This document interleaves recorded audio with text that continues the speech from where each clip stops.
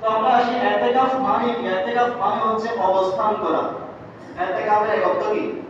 অবস্থান করা, মানে মসজিদে এসে আপনি কি করবেন? অবস্থান করবেন। ইতিকাফের পারিভাষিক যেটা সংজ্ঞা সেটা হচ্ছে ইতিকাফ যে কোনো মসজিদে ইতিকাফ হবে না। ইতিকাফ হওয়ার জন্য এমন মসজিদ হতে হবে যে মসজিদে জুমা না হলেও অন্তত 5 ওয়াক্ত নামাজ বা জামাত হওয়ার জন্য নির্দিষ্ট মুয়াজ্জিন এবং নির্দিষ্ট ইমাম আছে। যে মসজিদের মধ্যে কি আছে? নির্দিষ্ট ইমাম মুয়াজ্জিন আছে। ওই রকম মসজিদে পুরুষদেরকে কি দিতে হবে? ইতিকাফ দিতে হবে। এখন ইতিকাফ কয় ধরনের আছে? 3 প্রকারের ইতিকাফ আছে। কয় প্রকার? 3 প্রকার।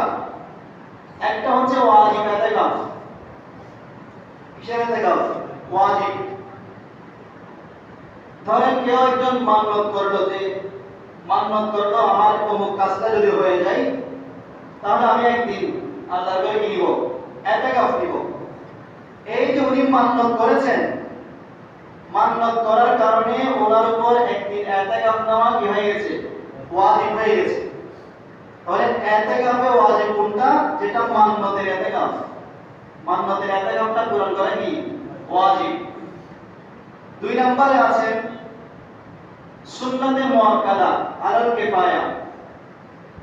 2 নম্বরে ইতিকাফ কি? সুন্নতে মুআক্কাদা আলাল কিফায়া।